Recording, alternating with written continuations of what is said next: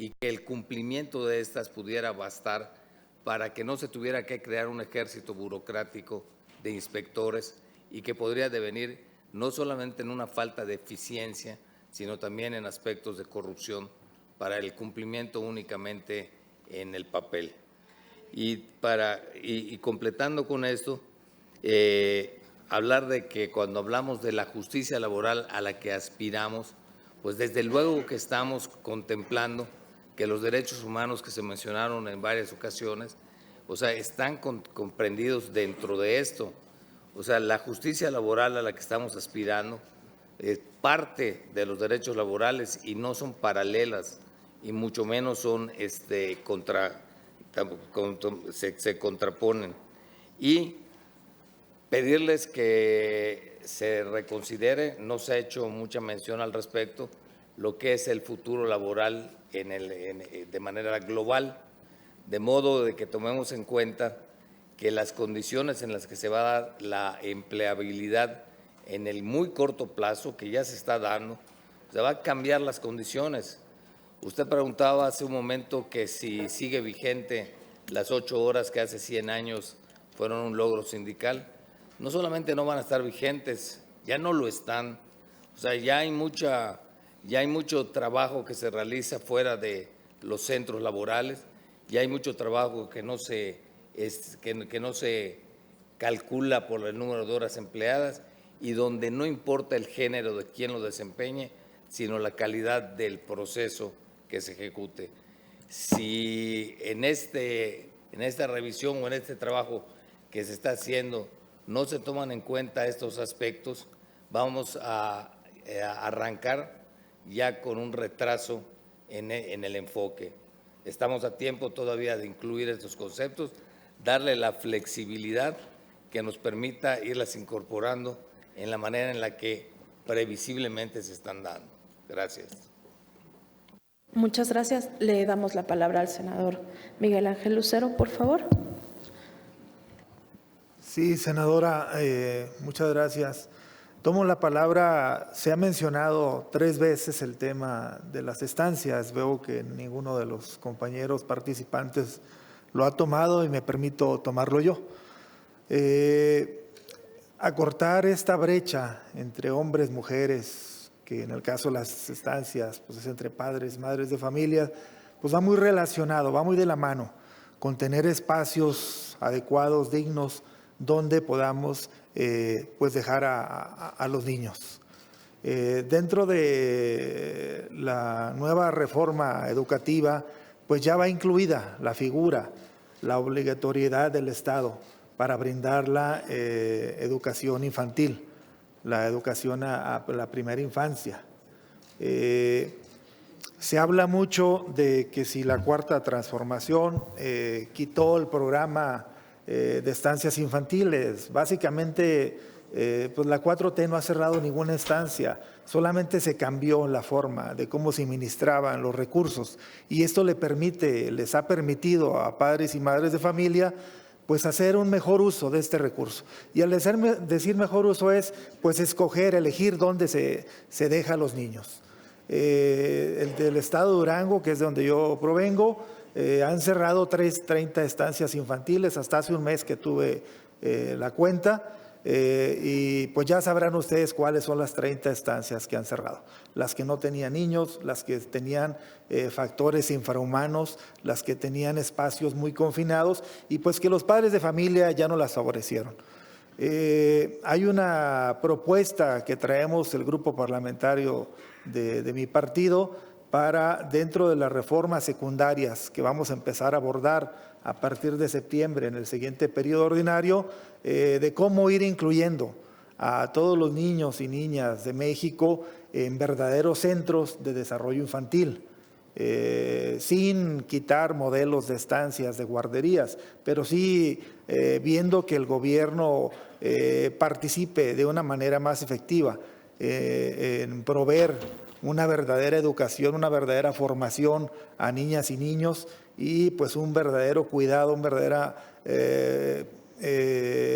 pues nivel asistencial, donde se cuide la salud de los niños, donde se les alimente correctamente y donde exista el personal que debe de estar en estos lugares. Entonces, créanlo que estamos trabajando dentro de la subcomisión que está integrada por algunos senadores para analizar el tema de las estancias infantiles. Estamos viendo el cómo sí poder sacar adelante una reforma en este tema para que se pueda haber beneficiado el mayor número de niños y niñas y con esto pues disminuir esta brecha de desigualdad que se tiene laboral entre padres y madres, ¿sí? Es importante que los padres y madres tengan donde dejar a sus hijos, pero es más importante que estos lugares reúnan las condiciones adecuadas, tengan el personal adecuado. Se requieren instalaciones con características que incluso la Organización Mundial de la Salud tiene definidas. Se requieren condiciones en las cuales las gentes que ahí trabajan pues también sean protegidos sus derechos, ¿no? Básicamente es mi participación. Muchas gracias. Muchas gracias, senador Miguel Ángel. Adelante. Adelante, maestra Geraldina. Muchas gracias, muchas gracias. Quería hacer un par de comentarios al respecto. Con respecto a lo de las leyes, coincido con la compañera Abril Flores de la comisión en cuanto a que no hay que hacer más leyes ni modificar las que hay, sino aplicar las que tenemos. Hay un gran sentimiento de impunidad con respecto al cumplimiento de obligaciones desde el punto de vista del acoso, pero también desde el punto de vista del cumplimiento de derechos laborales, como lo son, por ejemplo, los temas de maternidad o los temas de cuidado. Yo quería comentar, por ejemplo, que en la Ciudad de México más del 60% de las denuncias que recibimos son de discriminación en el ámbito laboral. Y los números del CONAPRED son muy parecidos, no tengo yo las cifras, pero sé que son muy parecidos. Y lo más impresionante es que casi el 50% de los casos que tenemos desde el 2013 son de despido por embarazo. Y esto se debe a que hay un sentimiento de impunidad en cuanto a que se puede despedir sin que haya ninguna consecuencia a las mujeres por estar embarazadas o por regresar después de haber tenido un hijo. Además de la impunidad, hay muchos mitos. Hay un estudio por ahí que nos dice que sale muchísimo más caro despedir a la mujer embarazada que respetar sus derechos laborales y sus licencias de maternidad. Entonces, me parece que también esto es una información muy importante que hay que tener a la mano. Yo creo que hay que insistir en que las autoridades laborales competentes, federales y locales, tienen que cumplir con el imponer las sanciones específicas económicas cuando se incumplan todas estas obligaciones que tienen tanto empleadores como trabajadores en el sentido de, por ejemplo, del acoso, ¿no? Con respecto al comentario de las estancias, por supuesto coincido, una de las propuestas que nosotros hacíamos es justamente la importancia de contar con espacios de cuidado de los hijos y creemos que también, además de lo que ya comentaba el senador, el hecho de que existan estímulos fiscales, por ejemplo, para las empresas que tengan guarderías en sus lugares de trabajo, me parece que es una medida que también contribuye. Y también quería yo decir que también no hace falta modificar las leyes, también es una cuestión de voluntad. El hecho de que los empleadores, las empleadoras permitan que los trabajadores y las trabajadoras hagan conciliación laboral y se les reconozcan licencias de paternidad o de maternidad más largas que lo que está establecido en la propia ley. Un ejemplo concreto es la Corte Suprema de este país, que tenía ya una licencia de paternidad antes de que estuviera reconocida en la Ley Federal del Trabajo. Y eso conecta mucho con lo que la senadora Mercado mencionaba respecto de la jornada laboral, porque yo creo que se pueden respetar las horas de trabajo siempre y cuando se respete el horario laboral por el que una o uno fue contratado. Sin embargo, sabemos que en nuestro país se trabajan muchísimo más horas de las que realmente es nuestra jornada laboral. Hay un estudio por ahí de la OCDE que demuestra que México es el país de la OCDE que más horas trabaja y eso no se traduce en eficiencia. Tenemos en el lugar de menos horas laborables Alemania, que tiene justamente una reputación en el sentido inverso. Y también reconocer que hay posibilidades de flexibilidad en el trabajo, como lo es el teletrabajo o el tener jornadas reducidas, pero más intensas de trabajo. Yo creo que podemos empezar a pensar en medidas, insisto, mucho más creativas para cumplir con el trabajo, sí, pero no, como decía la compañera hace un momento, vivir para trabajar, sino trabajar para poder vivir. Al revés, perdón. Al revés. Muchas gracias. Ya es la Muchas inercia. gracias, maestra. Le damos el uso de la palabra a la senadora Xochitl Gálvez. Bueno, yo espero en próximos días organizar un foro sobre el tema del concepto de trabajo ahora con las apps. No sé si han puesto a pensar toda la cantidad de jóvenes que trabajan de mensajeros sin ningún tipo de prestación social, los choferes de Uber, en fin, hay una gran cantidad de trabajo virtual que se está generando sin ningún tipo de prestación social. Entonces, no va a cambiar el trabajo, ya cambió. Ya cambió, ya hay otro tipo de empleos que ni siquiera pasan por los que aquí estamos discutiendo. Todos estos jóvenes desarrolladores de software que están en diferentes partes del país trabajando, tampoco sin ningún tipo de prestación social. Entonces, si bien es cierto, se le quiere poner un impuesto a las apps, tendremos que pensar cuáles van a ser los derechos laborales que van a tener esos trabajadores a través de apps. Y no solo buscar una visión recaudatoria, sino también una visión de seguridad social, porque además sufren algún accidente y pues todo va por su riesgo. Pero en su momento lo platicaremos. Me gusta que el senador haya tocado el tema de las estancias infantiles. Me parece grave y delicado que el gobierno federal no asuma la recomendación de la Comisión de Derechos Humanos. Pero ya sabes de que en el momento les toca. Es clarísimo que hay un problema porque se eliminó un servicio y no se sustituyó por nada. Y yo no coincido, si ustedes checan el costo de un niño en el IMSS, debe de andar alrededor de los 9,000 pesos por niño de costo. A las mamás de una estancia infantil se les está dando 800 pesos. O sea, ¿qué servicio se puede tener? Si bien es cierto, no era el mejor modelo, sí es un modelo colaborativo que ha empezado a funcionar en muchas economías del primer mundo, inclusive de otros países desarrollados. Este modelo donde se juntan un grupo de mujeres, se apoyan para el cuidado de los niños, porque los gobiernos están rebasados en el tema del cuidado infantil. Entonces, la propuesta es que el gobierno actual abra 10,000 estancias infantiles, las construya, las equipe, contrate médicos, contrate maestras, contrate cuidadores. Pues la verdad no lo va a hacer. No lo va a hacer porque no tiene los recursos económicos para hacerlo, pero sí se quitó un servicio que por lo menos estaba supervisado.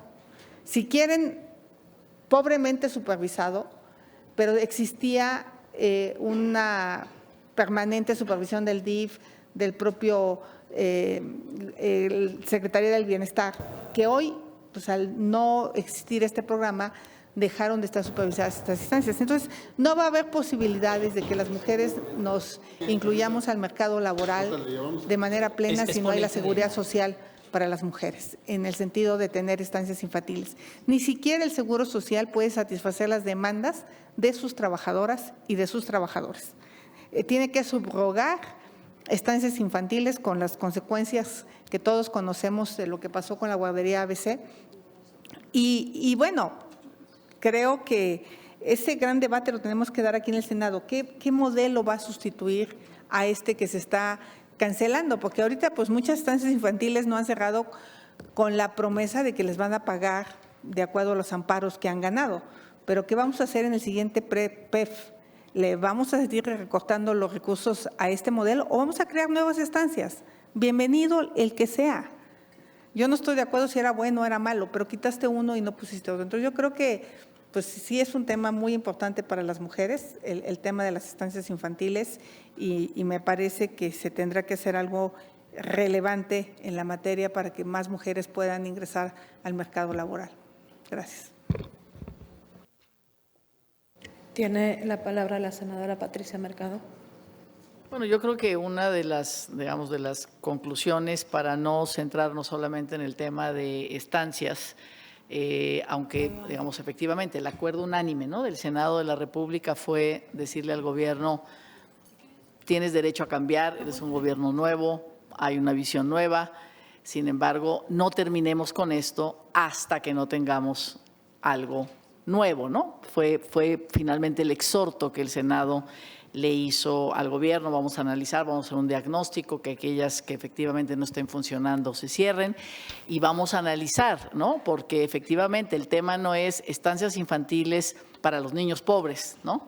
Y guarderías para los trabajadores formales, porque ahí creábamos una desigualdad, sino vamos a crear un sistema donde todos los niños y las niñas reciban el mismo cuidado, si eres trabajador formal, si eres trabajador informal o trabajador. En fin, hay una discusión sobre el tema, y creo que aquí se ha planteado el asunto de que tenemos, y seguramente vamos a discutir en los próximos años, todo el tema del cuidado, ¿no? Del cuidado de niños, niñas, enfermos, personas con discapacidad, adultos mayores dependientes, porque imposible lograr igualdad entre mujeres y hombres si no resolvemos quién cuida y quién se encarga del trabajo doméstico, porque tiene que ver incluso en las nuevas modalidades de empleo, donde la formación, la capacitación en las nuevas tecnologías es tan importante. Las mujeres no tienen tiempo de capacitarse, salen corriendo del trabajo porque tienen a su madre enferma, tienen a los hijos chiquitos, es decir, es imposible, ¿no? Y entonces hay muchas mujeres que dicen, tengo 40 años, ya no tengo trabajo y nadie me contrata.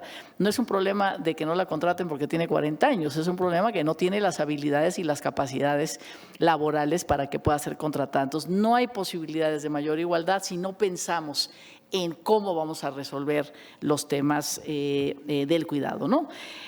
Yo lo que también iba nada más como dejar en la mesa tiene que ver con la brecha salarial. Ahí vamos a necesitar un nuevo acuerdo entre los sindicatos, el mundo empresarial, el gobierno, organizaciones de la sociedad civil, organizaciones encargadas de vigilar la no discriminación y la igualdad, como son las que nos han acompañado ahora, sobre el tema de la brecha salarial. Por alguna razón, los empresarios y los sindicatos nos contarán esa historia.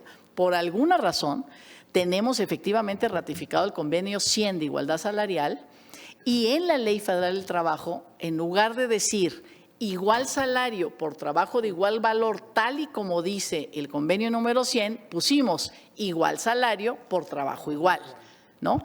Entonces, por supuesto que eso no, o sea, que no es lo mismo, ¿no? No es lo mismo, pero por alguna razón se puso esto, y entonces empezaron a camuflajear los puestos. Este se llama auxiliar administrativo y esta se llama secretaria, ¿no? Pero en realidad, pues más o menos hacen lo mismo, pero no es el mismo puesto. Entonces, en algún momento de la historia, ¿no? Se planteó esto, incluso el abogado Carvajal decía el otro día, es muy difícil calcular el valor, ¿no? Sin embargo, no hay manera de cerrar la brecha salarial, y México es de los países, incluso de América Latina, los que más brecha salarial tenemos, si no hacemos un esfuerzo que es casi centro de trabajo por centro de trabajo, ¿verdad? A partir de cambiar la ley y que se reconozca el trabajo de igual valor para poder revalorizar el trabajo de las mujeres, ¿no? Hace unos días yo ponía el ejemplo que fue el Día de la Secretaria, y con eso termino, el tema de la brecha salarial a través del convenio 100, que ya ratificamos en México, o sea, tenemos la obligación. El Día de la Secretaria, ¿no? Yo decía, en muchísimos centros de trabajo, para muchos hombres y mujeres, a ciertos puestos, ciertos niveles, una secretaria es debido a muerte, ¿no? Y un chofer, pues por ahí lo teníamos parado todo el día, ¿no? Entonces, el valor para el trabajo es mucho más el de la secretaria que el del chofer. Y sin embargo, como es la secretaria y el chofer, ganan hasta 2 veces más los choferes que la secretaria, ¿no? Entonces, de eso estamos hablando. O sea, ¿cuál es el valor? Y la OIT tiene una serie de indicadores para medir este valor, que incluso se están flexibilizando, están siendo mucho más fáciles para esto. Entonces, Yo creo que la discusión en un futuro, digamos, no tuvo que ver con esta reforma laboral, pero digamos, es uno de los temas que queda pendiente. La brecha salarial, aparte de todo el tema de cuidados y capacitación para el trabajo, no la vamos a cerrar si no nos hacemos cargo que estamos hablando de trabajo de igual valor y no simplemente del mismo trabajo, es decir, que el puesto se llame de la misma manera. Lo dejo, digamos, en la mesa como me parece uno de los retos más importantes que vamos a tener en el futuro próximo en este país para poder cerrar la brecha. Gracias. Muy bien, muchísimas gracias. Pues los y las participantes de esta mesa nos han brindado elementos para conocer cómo se encuentra en nuestra sociedad en cuanto al avance en términos de la consecución de conseguir la igualdad sustantiva. Resalta la relación entre cómo pensamos a las mujeres y el modo en que se insertan al mercado laboral, sobre todo. A mí me gustaría solamente dejar una pregunta y tiene que ver con cómo evitamos, o más bien en positivo, cómo promovemos la inserción y la participación de varones en cuestiones que han sido tradicionalmente feminizadas, sobre todo el tema de los cuidados, y cómo hacemos que las mujeres accedan también a labores, a trabajos bien remunerados que tienen que ver con actividades socialmente pensadas como prestigiosas. Eso lo dejo solo en la mesa. Insisto, a los y las expertas les entregaremos las preguntas que aquí se vertieron para que, si así fueran de generosos, nos devolvieran una respuesta para poder sistematizar los trabajos de esta mesa. Quiero señalar que estamos a 15 minutos de concluir y me gustaría que ustedes tuvieran la palabra por 2 minutitos, ser muy sucintos para el cierre y luego me permitiré los comentarios finales. Entonces, los voy a ir nombrando de acuerdo al listado, como ha sido, y le cedemos la palabra a la licenciada Griselda Briceño como parte de InMujeres. Adelante, por favor. Muchas gracias. Pues para finalizar, aparte de toda la realidad que ya vimos que viven las mujeres y los hombres en este país y las problemáticas que se presentan, yo creo que no solo es que nuestras leyes se cumplan, que haya justicia laboral, sino que cada una de nosotras y nosotros podamos también ir cambiando en las actitudes, en los comportamientos que tenemos en los centros de trabajo.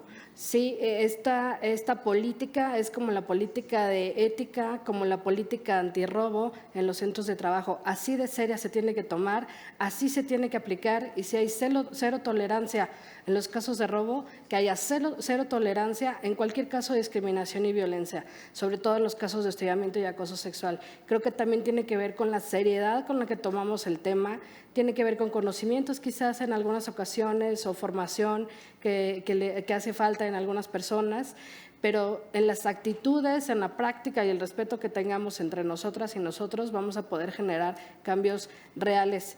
Y si tú eres víctima, denuncia. Si no denuncias, no va a haber casos, no vamos a poder alzar la voz en los mecanismos, si funcionan o no los mecanismos.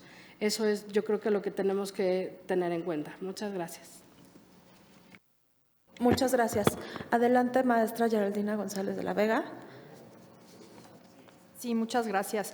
Pues yo creo que concluir con que necesitamos, además de aplicar las leyes que ya tenemos, lograr un cambio cultural a través de voluntad por parte de todos y de todas. Yo creo que no es una cuestión únicamente del Estado, únicamente de las autoridades, sino también una cuestión de todas las personas que estamos involucradas. En el ámbito laboral me parece que tiene que ser un compromiso tripartita, como siempre ha sido, de un cambio cultural. Concretamente, para contestar su respuesta, senadora, que se planteaba hace un momento, y me parece que es muy importante dejarlo muy claro, ¿cómo le hacemos para involucrar a los hombres? Pues en la medida en la que los empleadores permitan que un papá pueda irse temprano para atender a su hijo, que no se le vea raro porque se va temprano, porque quiere estar con sus hijos tempranos, o que llega tarde porque fue a dejar a sus hijos o fue a la junta de la escuela, o porque quiere acompañar a su esposa a o a su esposo a llevar a su hijo a las vacunas. Vaya, en la medida en la que hagamos un cambio cultural, en donde este tipo de responsabilidades de cuidado y domésticas, porque también los hombres van al súper, también los hombres limpian, también los hombres lavan y deben hacerlo porque también tiran y también ensucian y también comen. Entonces, me parece que es una cuestión de cambio cultural, insisto, no solamente en las leyes. No podemos poner en las leyes dejen salir a los papás para llevar a sus hijos a las vacunas. Pero yo creo que si decimos que tenemos que corresponsabilizarnos todos y todas, de que todos y todas tenemos un pie en el ámbito laboral y un pie también en el ámbito doméstico y de cuidados, podremos cambiar nuestra manera de pensar. Con eso cierro. Gracias. Muchísimas gracias. Le cedemos la palabra a la maestra Abril Flores Rojo para conclusiones. Adelante. Claro que sí, creo que ya lo he dicho, lo han dicho mis compañeras. En efecto, se necesita esta identificación de qué está pasando en nuestra sociedad y en nuestra cultura para saber qué tenemos que cambiar. Y casualmente se ha repetido el tema de la responsabilidad compartida y bueno, los números que me impresionaron de la cantidad de despidos que hay con motivo de la maternidad. Son cosas impresionantes, pero casualmente son las dos cosas que se desarrollan en los dos convenios de la OIT que no han sido ratificados por nuestro país. Entonces, ahí vemos perfectamente una radiografía cultural de lo que es nuestro país, lo que hace falta y lo que no nos importa. Tan no nos importa que no se ha puesto la mirada en justo estos dos convenios que desarrollan esta necesidad de incluir las responsabilidades compartidas en el cuidado de la familia sin discriminación, porque este tema también implica que cuando los hombres se involucran en las responsabilidades de cuidado, muchas veces son discriminados y también tiene que ver con esta visión patriarcal completamente hegemónica de cómo se tienen que relacionar las personas. Entonces, casualmente, este convenio que desarrolla el reconocimiento de las responsabilidades compartidas lo tenemos olvidado. Y este otro que desarrolla el reconocimiento de los derechos laborales de las mujeres durante el embarazo a través de la lactancia, de acceso a servicios de salud, de poder regresar a su trabajo con el mismo puesto o con un puesto de igual remuneración. Y todas estas cosas que se van desagregando en estos dos convenios que no se han volteado a ver, son casualmente el eje que nos ocupa en visibilizar la desigualdad, los problemas que como mujeres tenemos para poder acceder a un espacio laboral y para poder tener derecho completamente, todos los derechos que se deben de tener por ser trabajadora. Entonces, bueno, cierro con esta reflexión, dándonos cuenta que precisamente esa es una radiografía de cómo somos como sociedad y a lo que tenemos que voltear a ver. Muy bien, muchísimas gracias, maestra Abril. Por favor, arquitecto José Manuel López Campos, adelante para conclusiones. Perfecto, muy bien. Doctor Ricardo Fuentes, por favor, adelante. Sí, creo que hemos tratado el tema exhaustivamente. Sin embargo, queda mucho por hacer, como lo había dicho anteriormente. Creo que estamos ante una oportunidad de repensar el pacto social que nos permita evaluar estas brechas entre hombres y mujeres, ¿no? Y que el tema de cuidados allí es importantísimo. Y es importantísimo por lo que mencionaba la senadora sobre todo. Y digamos lo que decían mis compañeras también, yo lo veo, tiene que ser una responsabilidad inicial del Estado, ¿no? O sea, a pesar de las corresponsabilidades de las que estamos hablando, tiene que haber un garante y ese garante tiene que ser el Estado y el Estado no puede evitar esa responsabilidad, digamos que es como primaria entre esa enorme corresponsabilidad con los ciudadanos, con los mercados, con las empresas y demás. Hay un primero entre pares en esas responsabilidades y tenemos que reconocerlo. Y para mí, una de las cosas que dije y que no fue retomada, pero que me parece importantísimo es las leyes son importantes, avanzar en las leyes y en la implementación de esas leyes son importantes, pero si no buscamos los recursos financieros, con lo cual financiar el sistema, estos sistemas universales basados en derechos de cuidados, no vamos a avanzar. Y de nuevo, ¿no? Las políticas de austeridad que estamos viendo simplemente nos están llevando un poco hacia atrás ante el cumplimiento de esos derechos. Y ese tema para mí es importantísimo y tiene que seguir estando en la mesa de debate. Muy bien, muchísimas gracias, doctor. Adelante, licenciado Álvaro Mendoza, para conclusiones. Nuevamente agradezco esta invitación a este gran evento. Como lo mencioné, tenemos un gran marco normativo. Sin embargo, es necesario publicar, es necesario hacer campañas de información sobre este marco normativo que tenemos. Pocas personas lo conocen y pocas personas pueden acceder a él por esa falta de conocimiento.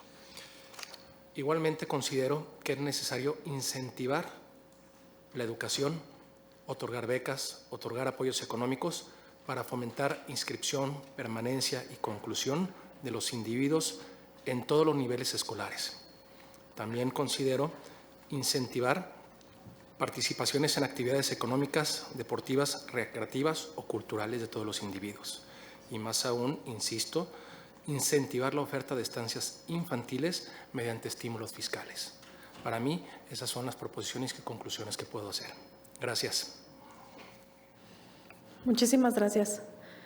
Pues ha sido un placer pasar este tiempo con todas y todos. Quiero agradecer a las y los ponentes, a las y los asistentes. Hace un momento, cuando la doctora Lucía, a quien le tengo mucho aprecio y la verdad es que es un honor igual que todos que estén aquí, hablaba del sentido de los conceptos y es un tema que a mí me parece muy importante, que lo mencioné en la apertura. ¿Qué pensamos y cómo actuamos a partir del significado de lo que estamos entendiendo? En este caso, de lo que tiene que ver con trabajo y lo que estamos entendiendo por igualdad. Yo creo que no debe pasarse por alto que son las mujeres las que realizan la mayor parte del trabajo de cuidados y del trabajo doméstico no remunerado, como reiteradamente cada una de las participantes y de los participantes lo señaló. Un trabajo que, según lo que nos compartió Ricardo Fuentes, equivale al 22% del PIB nacional. La amplia mayoría de las mujeres trabajadoras se ven en una situación de doble y hasta triple jornada laboral, que se legitimen los estereotipos de género, que feminizan al trabajo de cuidados y que configuran al varón como proveedor del hogar. Y así perdemos todos y todas. Como de acuerdo a lo que señalaba Geraldina de la Vega, la propia Ley Federal del Trabajo se construye desde la perspectiva del varón trabajador. La mujer pareciera constituir una excepción cuyo trabajo se infantiliza desde la ley, que por otro lado solo protege los derechos de las trabajadoras en función de su papel en la reproducción y el mantenimiento de la familia. Paradójicamente, se sanciona a la mujer trabajadora en función del trabajo de cuidados, condenándola al empleo precario y a la reducción de oportunidades del desarrollo laboral. Estos estereotipos condicionan también la propia inserción al mercado y se mencionó también que es deseable mayor autonomía laboral para las mujeres, no solo por el impacto benéfico que tiene para la sociedad en su conjunto, sino porque no hay peor dependencia que la económica. No existe. Y esa es la realidad para muchas mujeres de nuestro país. Para que las mujeres tengan autonomía económica es importante, se dijo, mejorar el sistema de prestación de cuidados para niñas y niños, que aligere la carga de la crianza sobre las mujeres trabajadoras. Para el caso de las estancias infantiles, que el programa se ha transformado en transferencias directas a padres y madres trabajadores, que promueven la autonomía de los beneficiarios según lo que señala la CEPAL y el Banco Interamericano de Desarrollo. Considero que fortalecer el derecho al empleo digno, de acuerdo a lo que se ha señalado, es importante. Es un punto en el que confluimos todos y todas, pues la vulnerabilidad en los derechos laborales y la insuficiencia salarial propias del empleo precario e informal son un obstáculo para que las mujeres puedan avanzar en su trayectoria laboral, pero también los varones. Como señalaron varias panelistas, es importante que desde la ley se promueva el acceso de los hombres a prestaciones como las guarderías y las licencias de paternidad que involucren auténticamente a los hombres en la crianza de los hijos, hijas y el trabajo doméstico. Parte de lo que hay que hacer, como se recomendó, es analizar la adhesión de México a los convenios 156 y 183 de la Organización Internacional del Trabajo para que se garantice la participación de los hombres en los trabajos de cuidado. También se puso sobre la mesa que la igualdad sustantiva es un componente de la justicia social, a que debería conducir la protección de los derechos laborales. Sin embargo, persisten las situaciones de violencia y discriminación de género en el campo del trabajo, que condicionan la trayectoria laboral de la mujer y se arraigan en la cultura, todo en el marco de una sociedad donde la violencia hacia las mujeres es moneda corriente. Desafortunadamente, todavía no lo hemos resuelto y es asunto de toda la sociedad. Uno de los grandes pendientes en el camino hacia la igualdad entre hombres y mujeres es eliminar la brecha salarial. Se mencionó que la mitad de las mujeres ocupadas reciben hasta 2 salarios mínimos, una proporción 8% mayor que en el caso de los varones. Es inaceptable que la Ley Federal del Trabajo y otras leyes relacionadas con los derechos laborales carezcan de una perspectiva de género que trate a las mujeres como menores de edad, que no trate a las mujeres como menores de edad, como excepción o como solamente reproductoras del ámbito privado. Son esas herencias de nuestra historia que tenemos la oportunidad de transformar para mejor en este momento. Pero como dijeron tanto las y los panelistas como las y los asistentes a este Parlamento abierto, también tenemos un reto para hacer realidad lo que la ley protege y ministra. Este camino pasa de forma obligatoria por una revolución del pensamiento que desmonte por fin el esquema de género tradicional y nos permita reconocernos como personas iguales en derechos. Finalmente, quiero enfatizar que la autonomía económica es un punto central en la ciudadanización de la sociedad y el empoderamiento de las personas, pues la dependencia económica, insistimos, es la peor de todas y el trabajo es un derecho de todas y todos. Como se señaló en las participaciones, el empleo digno permite el acceso a otros derechos, no solo para las mujeres, sino para cada persona. El empleo debería ofrecer para todas y todos una plataforma que permita a trabajadores y trabajadoras más que meramente sobrevivir. Hacer posible esta transformación es tarea compartida de todos y todas. Les agradezco muchísimo su participación, su atención y su amable escucha. La siguiente mesa que tenemos a continuación, ahorita ya, es discriminación y acoso laboral. Le robamos 1 minuto, pero fue solamente 1 minuto. Les agradezco a todas y todos. Hasta luego. Y por favor, quédense, permanezcan. Las mesas están muy buenas y tendremos 3 días. Si quieren saber el programa, con muchísimo gusto, acérquense con los equipos técnicos. Gracias a todas y todos. Buenas tardes.